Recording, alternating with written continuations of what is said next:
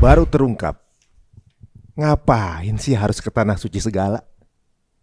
Tonton sampai habis. Assalamualaikum teman-teman cerita Untungs. Haji merupakan hal yang diidamkan oleh seorang muslim di segala penjuru dunia. Kali ini cerita Untungs akan membahas kode-kode rahasia yang berkaitan dengan haji dan kesesuaiannya dengan Al-Quran. Bersama Ustadz Abi Dodi, saksikan kisah lengkapnya hanya di cerita Untungs.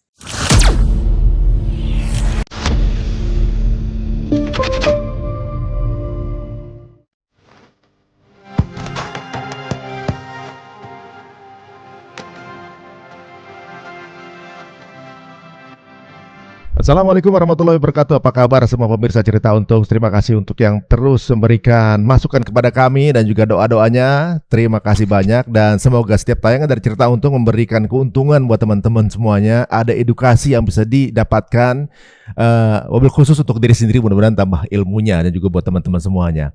Untuk sekarang ini ada satu tema yang saya rasa ini pas banget momennya karena sekarang udah bulan Dzulqa'dah ya, udah bulan Dzulqa'dah, sebentar lagi kita akan masuk bulan Dzulhijjah dan semua umat muslim di dunia 2,2 miliar orang itu merayakan namanya Idul Adha. Tapi ternyata ada sesuatu yang banyak orang belum paham. Ngapain sih kita harus ke tanah suci?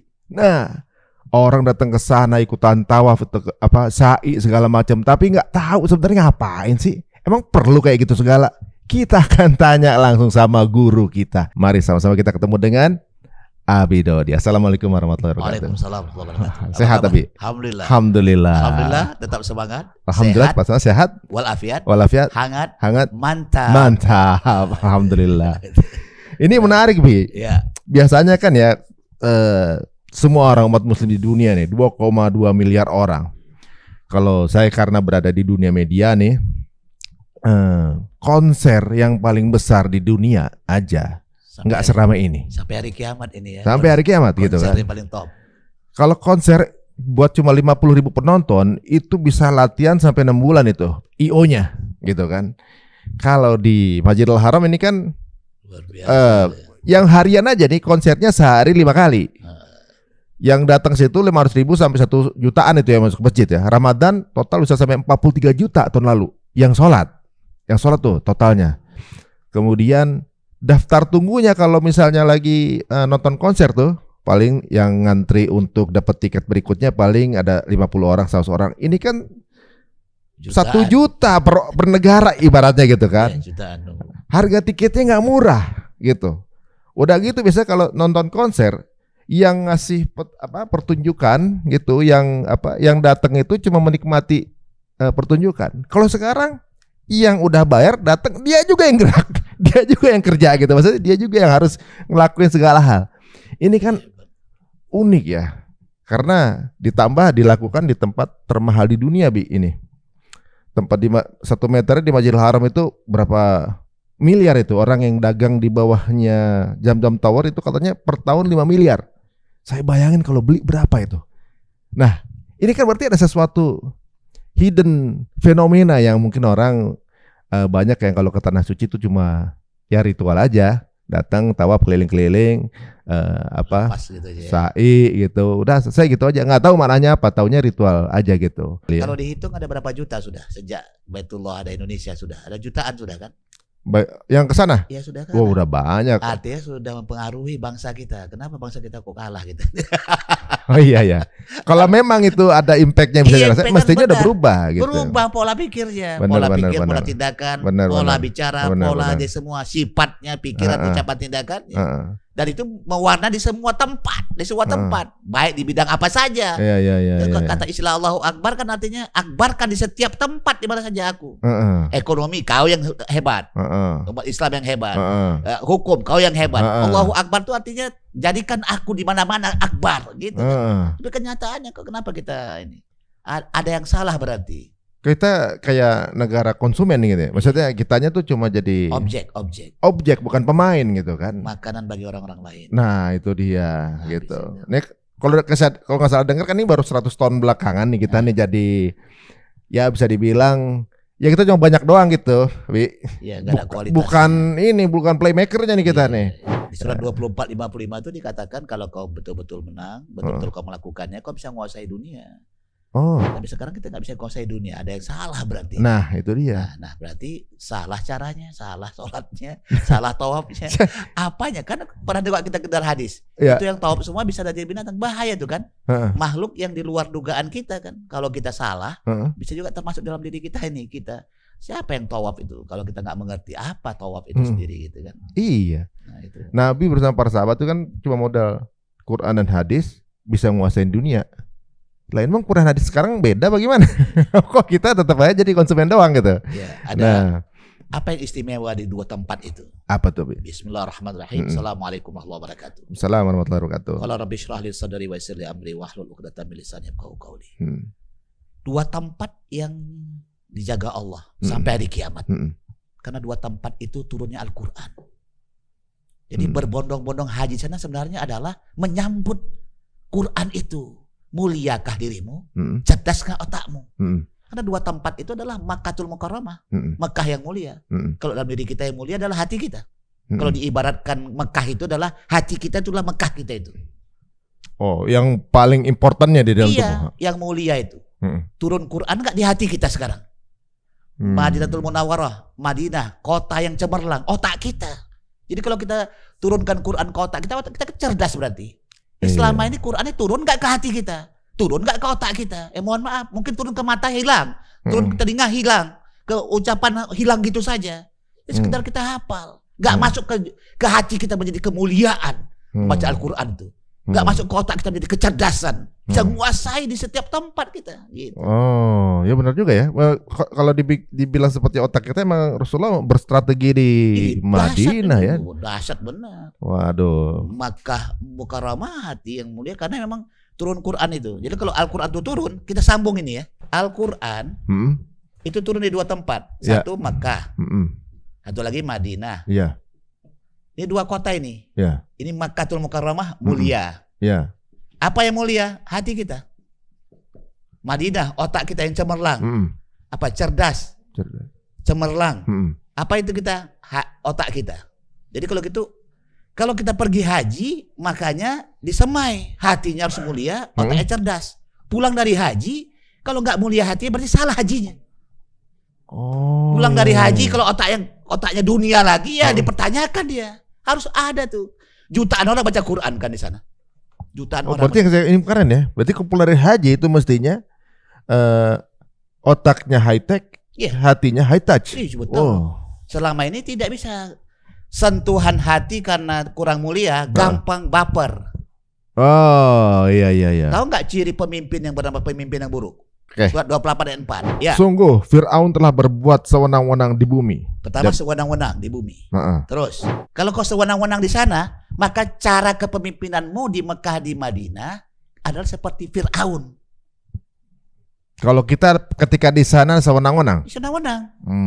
Banyak yang egois. Banyak yang mau apa sendiri, misalnya ada makan dia lebih duluan, dia mau banyak. Ujungnya nggak dihabiskan itu. Cuma biar nggak kehabisan. Iya, gila ini nanti kita ceritakan. Udah gitu tempatnya sempit, dia bilang, lu nggak tahu siapa gue gitu kan, kadang gitu. Keluar itunya. Keluar pangkatnya langsung. Terus. Dan menjadikan penduduknya terpecah belah. Berpecah belah nggak? Jadi kalau misalnya di sana nanti berpecah belah, merasa dirinya yang hebat. Aku sudah berkali-kali aku haji, aku udah jamaah ini, aku udah jago. Itu banyak. Terus. Ya. Dia menindas segolongan dari mereka. Artinya menindas tuh yang pintar nindas yang bodoh, ya kan? Yang kaya nindas yang miskin. Cara arti menindas tuh kan ada yang hebat, harta yang bisa menindas dia. Si miskin minta harta, ditindas dengan harta. Si bodoh minta ilmu, ditindas dengan ilmunya. Si pintar mengakal-akalin si bodoh, dia tindas dengan ilmunya. Merasa lebih tinggi kastanya lah gitu ya. Di sana terlihat itu semuanya. Berpulang nanti kepada diri dia. Kan ada yang orang apa namanya itu? Sampai sana nggak sampai ke tempatnya, apa namanya itu, kesesat, kesasar semuanya. Pasti ada ayat Allah itu selama hidupnya. Oke, terus dia menyembelih anak laki-laki mereka dan biarkan hidup anak perempuan mereka. Kalau menyembelih anak laki-laki itu menyembelih pikiran kita, otak kita nggak cerdas, jadi nggak boleh berpikir kita.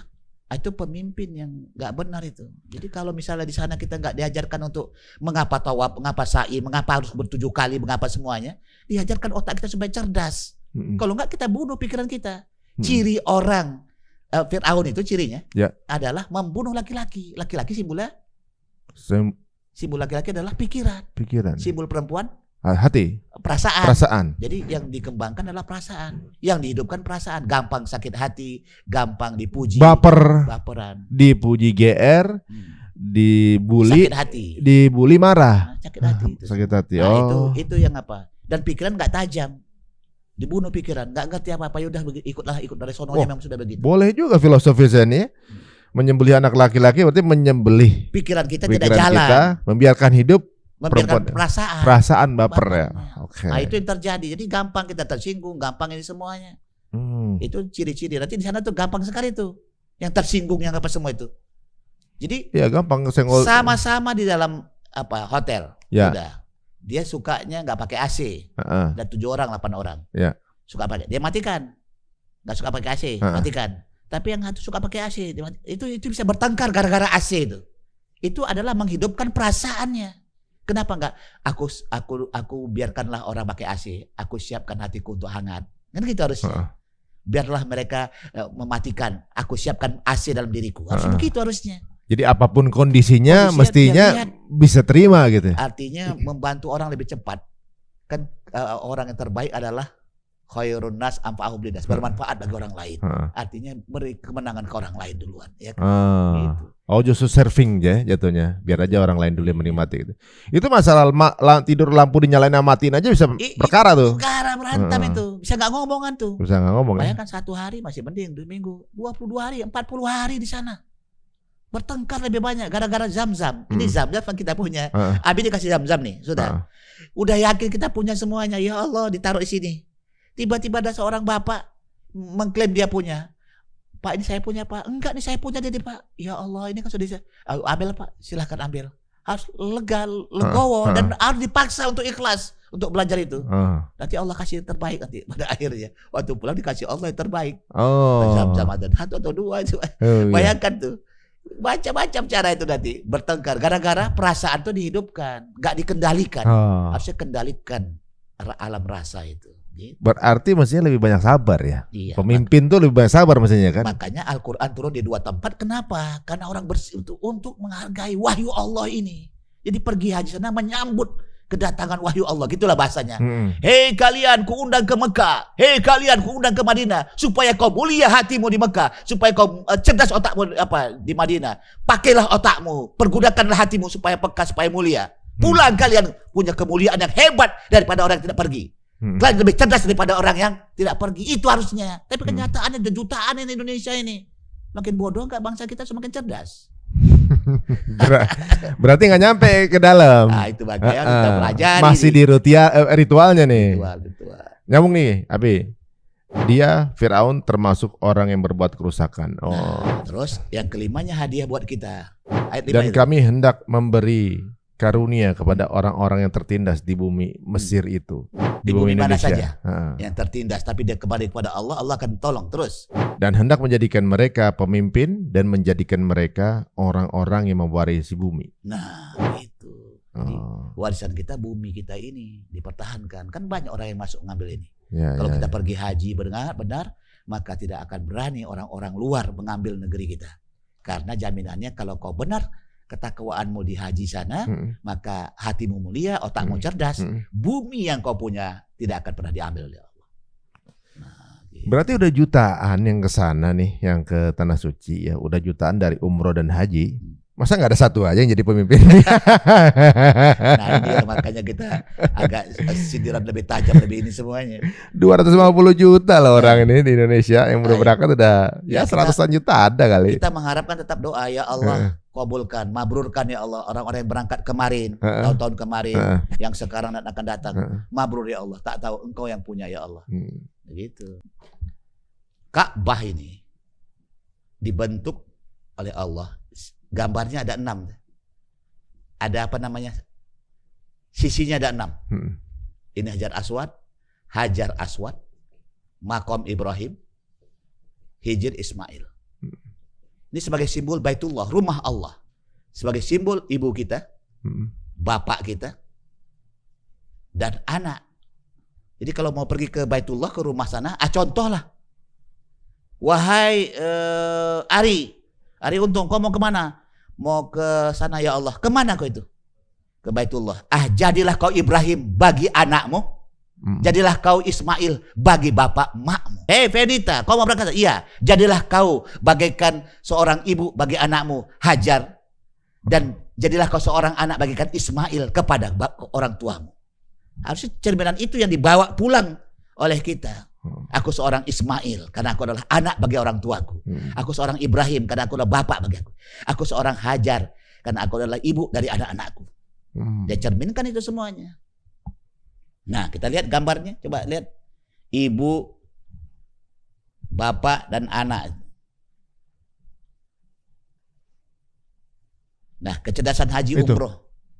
Nah, ini Baitullah ini. Ini kan jutaan tuh yang masuk ke sana. Terus, nih. Nah, ini simbol ini. Hajar Aswad, makam Ibrahim, Hajar Ismail. Nah, ini nanti ditayangkan nih. Ibu, bapak, anak. Nah, ini sebagai simbol apa dia? Sebagai simbol sholat. Makom Ibrahim sholat. Infak itu adalah simbol Ismail kan. Hijr Ismail yang siap berkorban dia. Zakat, infak, sodakoh. Terus Al-Qur'annya adalah simbol volume. Kenapa? Karena di sudut Ka'bah. Sudut itu adalah perpaduan panjang kali lebar kali tinggi. Isi hidupmu dengan memperhatikan ASI, Al-Qur'an, sholat, infak. Jadi kalau gitu, orang yang pergi dari udah pergi ke Baitullah, sebenarnya kita kembali ke Baitullah. Sebenarnya orang-orang ini kita ini merantau kita ke Indonesia, merantau ke Amerika, ke Eropa itu merantau. Rumah kita pertama itu adalah Baitullah. Coba itu kan surat 3. Surat 3 ayat 96. Sesungguhnya rumah ibadah pertama yang dibangun untuk manusia adalah Baitullah. Iya. Yang berada di Bakkah atau Mekah. Yang diberkahi dan menjadi petunjuk bagi seluruh alam. Iya, jadi intinya bahwa kita kembali ke rumah kita. Kita ini merantau. Amerika, ke Eropa, kemana. Ada 7 yang diulang oleh Allah. Bangsa kita ini. Lihat, pertama Afrika, Eropa, ya kan? Terus Turki dengan segala macam turunannya, Kazakistan, Azerbaijan, ya kan? Turkmenistan itu kan? Yang semua yang pakai tan semua tuh. Nah, 4 Cina, Jepang, Korea, rumpun-rumpunnya. Kita Melayu. 5 India. Ya kan? India, Pakistan, ya kan? Bangladesh itu rumpunnya. Yang ke-7 adalah Egypt, Mesir, Saudi Arabia. Ada 7 rumpun dunia ini. Semuanya diulang oleh Allah langsung ke Baitullah itu. Jadi ke sana, Ari ngapain? Aku mau pulang mencari rumus yang lupa aku. Jadi kita pulang ke rumah kita asal pertama. Jadi selama ini aku lupa menjadi seorang Ibrahim, lupa aku menjadi seorang anak Ismail, lupa aku sebagai seorang ibu yang namanya Hajar. Jadi Baitullah itu rumah Allah sebagai simbol bahwa rumah kita ada bapak, ada ibu, ada anak. Untuk kita melakonkan di situ. Nah, gitu. Jadi simbol ibu itu adalah apa dia? Volume, isi. Kan ibu kan ngisi kan? Iya. Dia yang apa namanya? Yang hamil, yang melahirkan, yang menyusui. Pada siapa setelah Allah dan Rasulmu untuk bertakwa bapak, ibumu. Karena ibu yang hamil, ibu yang melahirkan, ibu yang menyusui. Nah, keadaan ini semuanya harus dijemput di sana. Jadi kalau kita datang ke sana ingin mengambil rumusnya Allah, yaitu bagi seorang bapak ambil rumus Baitullah, ambil rumusnya Ibrahim, bagi seorang ibu adalah Hajar, ibu anak Ismail lah gitu. Nah, ini yang kita selama ini buta. Apa butanya? Begitu pulang ke Indonesia lepas Qur'annya. Nah, itu makanya kenapa jutaan kita lemah kita. Quran kita lemah, sebatas didengar dan dibaca saja. Kita kayaknya ibadahnya cuma di sana gitu. Sana, pulang balik lagi. Habis. Jadi kumat lagi kita. Nah, itu kayaknya bagaimana caranya kita di sana tuh betul-betul bernilai terus sampai kita dipanggil Allah. Nah, coba buka ada 4 kota tuh haji. Nah, coba begini Bang Ari. Protes enggak orang enggak pergi haji sampai hari kiamat? Ya Allah, kenapa kau tentukan si A itu, si B, si C itu berangkat, aku enggak berangkat? Protes enggak? Ada dong pasti yang protes. Iya, protes lah kita. Kalau Bang Ari enggak berangkat sejak lahir sampai mati, enggak berangkat ke haji. Kenapa aku enggak dipilih Allah ya? Nggak usah gitu. Kalau misalnya lihat orang pergi haji lebih dari sekali, yang di komen lebih protes. Enggak kasih jatah ke orang lain begitu. Tuh. Yang plus, minus, plus, minus. Jadi ada orang yang pergi haji, dia tahu makna. Nah, itu yang kita harapkan nih kita nih. Jadi Bang Ari ke sana pergi haji dan tahu maknanya. Tahu itu haji dan umroh itu apa gitu. Ada orang yang tidak pergi haji sejak dia lahir sampai mati, nggak dikasih Allah. Tapi dia tahu makna, sama nilainya. Walaupun nggak pergi. Iya, karena dia mempraktekkan pola pikir haji itu. Oh. Nah, rumusan-rumusan haji dilakukannya semuanya. Bahagialah orang yang tahu berkali-kali semua. Oh, aku tahu sekian kali. Bukan karena kau, karena mereka yang nggak hadir, dia mendoakan kamu di tawaf sana. Lihat tuh. Jadi karena orang yang tidak pergi tapi dia punya pola haji umroh, pola Baitullah, maka dia dapat. Jadi ada orang tidak pergi haji tapi dia tahu makna. Minus plus. Tetap dapat pahala yang sama. Oh, dapat nilainya sama. Ada orang ngidam seorang istri. Udah ngidam seorang istri, tiba-tiba udah berangkat si laki-laki beberapa hari kemudian, gitu kan. Terus gitu sering kita mendengarkan dari ustadz itu kan, udah mau berangkat, udah mau apa istilahnya, persiapan lah itu istilahnya. Terus terdengar ada di kampung itu ibu yang punya anak, yang anaknya nggak makan berhari-hari. Maka dia diskusi sama istrinya, bagaimana uang ini kita berikan kepada mereka. Diberikan kepada mereka, nggak berangkat nih. Sampai mati dia nggak berangkat. Mabrur, dia mabrur justru malah. Kenapa? Karena tidak pergi haji, dia tahu makna. Jadi makna haji itu bagaimana berempati ke orang lain untuk dapatkan nilai yang terbaik. Kan ada tuh. Oh, saya pernah dengar tuh kisahnya tuh, yang nggak berangkat, dia ngasih tetangga yang lapar gitu. Iya. Iya itu. Nah gitu. Ternyata. Nah, ada lagi yang memang hidupnya tidak dari awal tidak berangkat haji dan tidak tahu makna. Inilah yang minus semua ini. Yang 3-4 ini kotak yang nar. Yang parahnya banyak orang berangkat haji tapi nggak tahu maknanya. Tahu makna. Dianggap Allah nol.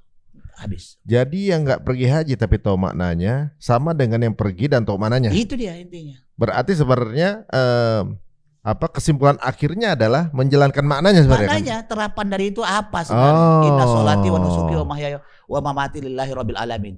Sesungguhnya sholatku dan manasikku. Inna sholati wa nusuki. Manasik itu kan soal haji itu kan. Sesungguhnya sholatku dan ibadah hajiku dan segala manasik yang kulakukan hidup dan matiku karena Allah. Itu yang dia dapat. Nah, berarti guys, kalau kita nih ibadah haji dari manasik, berapa hari kemudian sampai nanti proses terakhir, sebenarnya ini adalah training besar ya. Iya. Jadi hasil dari trainingnya itulah kita untuk kita menjalankan di kehidupan sehari-hari. Ini training sebenarnya, membentuk manusia nih. Oke. Jadi ketika tanpa ikutan training itu, tapi orang yang udah jadi kayak begitu, sebenarnya juga pahalanya sama gitu. Ketika menjalankan itu. Betul. Okay. Training itu gitu. Kalau orang tuh sekarang gini, dia bilang, Bang Ari, aku mau berangkat haji. Ada tiket nggak? Ada. Nah, sekarang kau lakukan tiketnya. Jadi nanti sampaikan, tiket aja 3 aja. Al-Quran, sholat, infak. Pelajari Al-Quran. Benar-benar dia tahun besok dia mau berangkat, hari ini dia lakukan terus, pelajari. Sholat di awal waktu, infak diberikan dengan ikhlas. Tenaga, pikiran, dana, infak tuh bukan infak sektoral. Senyum pun juga infak. Gitu dia. Bertemu sama kita juga infak. Jadi artinya dia melakukan tindakan itu setahun lamanya. Dia akan berangkat haji insya Allah atau umroh dia berangkat. Nah habis sudah buat program. Siapa yang mau berangkat gak pakai duit? Ya gak mungkin loh. Enggak, mau tanya siapa mau gak berangkat sampai sana? Pasti banyak. Bukan sampai Jeddah. Sampai Mekah di Kelentawab. Betul mau Mbak? Tiket yang ada nggak? Tiket yang nggak ada Bi. 3 kau lakukan. Lakukan 3 hal ini. Mulai ini kita buat programnya. Berhasil dulu di Jakarta. 2 kali Bi buat program. Jakarta sama Kalimantan Selatan, Banjarmasin. Berangkat umroh. Nah kalau mau pergi haji lebih kuat lagi tuh tenaganya. Nah, jadi nanti tiba-tiba kasih Allah. Ada yang gajinya 2 dikasih 4 di double. Ada yang apa? Cara Allah tuh ada saja dikasih tuh. Bagaimana cara Allah tuh membuat aku bisa berangkat ya, yang tadi gak laku-laku tanahnya jadi laku untuk berangkat. Pokoknya dia persiapkan tiket 3 aja. Al-Quran dibaca setiap hari, sholat ditegakkan di awal waktu, infak diberikan dengan ikhlas, dia akan berangkat. Karena itu miniaturnya. Tapi bener Bi. Tahun lalu itu saya tuh sampai mau jual kantor saya tuh di Mampang kan. Ini udah lama gak laku-laku. Pas berangkat, sebelum berangkat tadi lu udah dibayarin orang itu. kita sendiri gitu ya. Kita kira ini benar-benar kita rasain guys. Yang beli TikToker gitu maksudnya. Kita kirain kita lagi maksudnya lagi konsen ke sini tiba-tiba laku. Udah diganti aja gitu sama Allah kan. Ibaratnya memang rahasianya enggak kaleng-kaleng emang. Nah, betul. Surat 3529. Nah, ini hadiah yang terbesar. Hadiah yang terbesar adalah untung selamanya. Hari untung. Amin. Itu dikasih orang tua tuh bersyukur benar. Jangan sampai enggak untung. Maka Allah katakan, wahai anakku hari untung, jadikanlah untung selama-lamanya seperti 3529. Kau lakukan itu. Kalau itu engkau lakukan hari untung, kau untung selama dunia akhirat dan terbawa semua anak buah anggotamu semuanya. Buka ayatnya. Bismillahirrahmanirrahim. Sesungguhnya orang-orang yang selalu membaca kitab Allah, Al-Quran, dan melaksanakan salat dan menginfakkan sebagian rezeki. Al-Quran, salat, infak. Terus. Yang kami anugerahkan kepadanya dengan diam-diam dan terang-terangan, mereka itu mengharapkan perdagangan yang tidak akan rugi. Jadi bisnismu, wahai Ari Untung, mau dikepit, mau diapain semuanya oleh siapa saja, aku tidak ridho. Dia harus kubuat untung selamanya. Kenapa? Karena semua anggotanya, dia dan kru-krunya melakukan ASI, Al-Quran, sholat, infak. Tapi kalau kru ente, Qurannya belum, masih belepotan atau nggak mau belajar, sholatnya aut-autan dan infak, nggak saling mereka memberi, maka nggak dapat dia keuntungan. Maka semua krunya, semuanya dapat keuntungan dan tidak bisa ada yang gepit kita selama 3 ini. Itu janji Allah itu. Agar Allah menyempurnakan pahalanya kepada mereka dan menambah karunia-Nya. Sungguh Allah Maha Pengampun, Maha Penyayang. Bayangkan tuh, menambah karunia semuanya. Jadi walaupun digepit apa sih untung, sikat. Ada 10 orang bandit ngapain kepada si untung. Aku punya Allah bilang. Udah kuat tuh insya Allah. Dan itu dahsyat itu. Kenapa? Gak mempan kena 3 tadi. Al-Qurannya selalu dibuka, dipelajarinya dalam bentuk apa saja. Semua Al-Quran. Sholatnya di awal waktu dan infaknya dia berikan kepada orang lain, kepada apa, kepada krunya, kepada apa semua. Wah dahsyat benar. Aku rugi kalau nggak kena untung. Gitu. Kenapa? Untung selamanya. Karena kata Allah, lantabur. Bisnis jual beli yang Tijarotan lantabur. Lantabur, tidak pernah rugi. Bisnis apa itu? 3 aja. Lihatlah di sana. Kerjaannya ngapain? Gak ada lain kecuali baca Quran. Jutaan orang udah baca Quran, sholat, nunggu sholat. Dalam 24 jam, hari, minggu, berganti bulan. Itu aja kerjaan kita. Quran dibaca, sholat ditegakkan di awal, tunggu lagi zuhur, tunggu lagi asar, maghrib lagi. Itu aja putar terus kan. Infak, kasih orang, kasih ini semua, tenaga apa, senyum, bantu orang. Itu kan, itu aja kerjaan kita. Selain ke belakang makan, itu tugas kita. Tugas kita hanya 3 aja. Quranmu gimana, sholatmu gimana, infak. Itu kau pulang, bawakan ke situ. Jadi namanya farm production dengan apanya Ari untungnya nih. Kaitkan semua krumu dengan Al-Quran, dengan sholat dan infak. Tidak akan pernah rugi sampai hari kiamat, Ari. Gitu dong, masa nggak yakin sama Allah?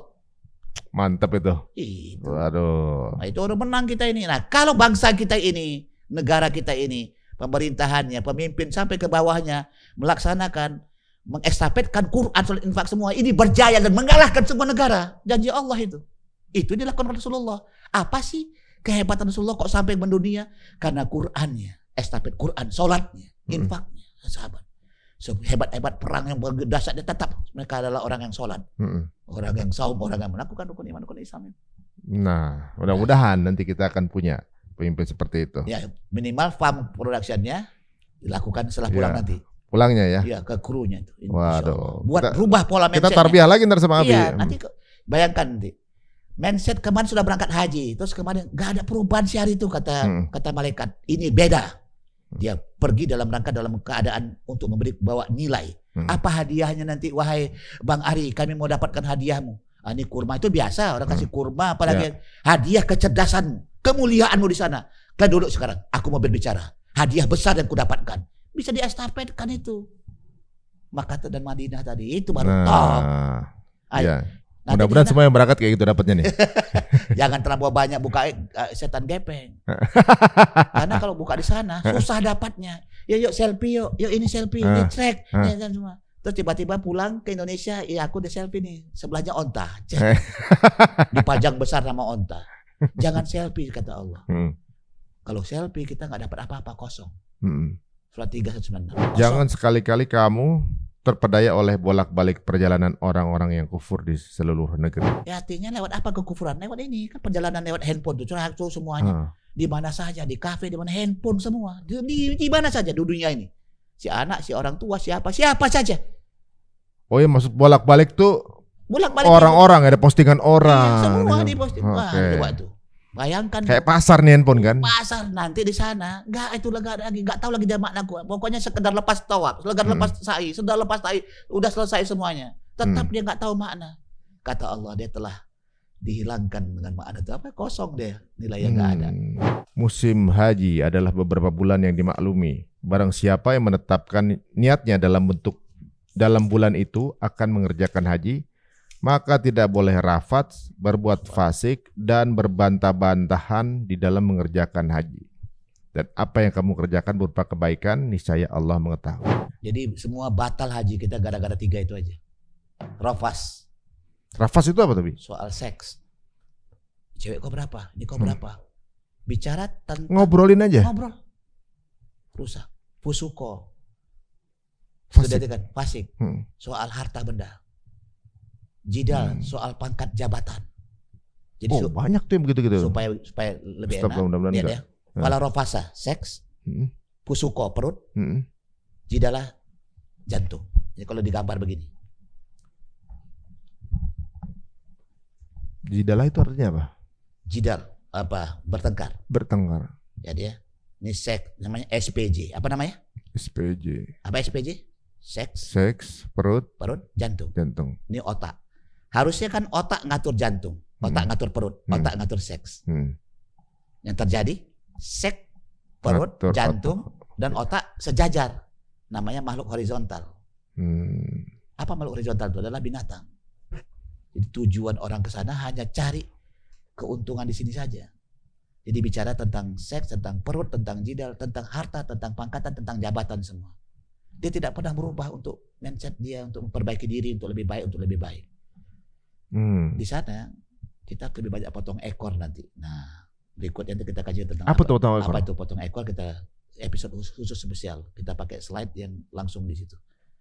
Potong ekor. Jadi potong ekor tuh Kesimpulannya aja tuh. ya, Apa tuh? potong ekor itu adalah motong segala macam kehebatan.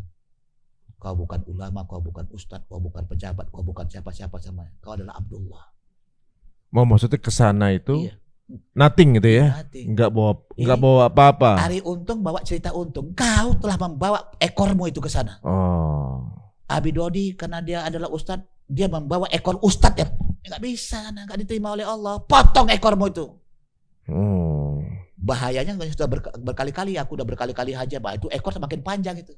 Bayangkan tuh, bisa nggak dipotong sebagaimana biasa orangnya. Abdullah, orang nggak tahu bahwa dia adalah orang yang hebat. Nah di situ. Harus nothing banget di situ ya. Nggak ada apa-apa ya kita.